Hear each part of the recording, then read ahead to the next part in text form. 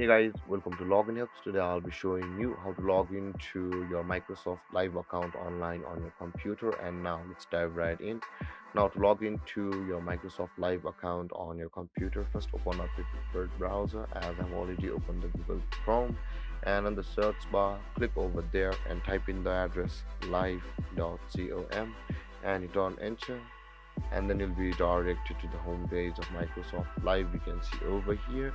Now in order to log into your account, guys, at the top right corner of the screen you can see the sign in button available for us, and click on that and you'll be directed to this login page where you'll be required to enter your email address of your live account. And after entering your email address of your live account, click on next, and on the next step you'll be required to enter your password. Over here my computer has auto-filled the password for me, guys, so let's click on sign in, and you can see, guys, just click on yes, and there, guys, we have successfully logged into our live account on our computer. And if you have any confusions or questions regarding the topic, feel free to comment in the comment section below, and don't forget to like, subscribe, and hit that bell icon for more videos. Thank you for watching, guys. Peace.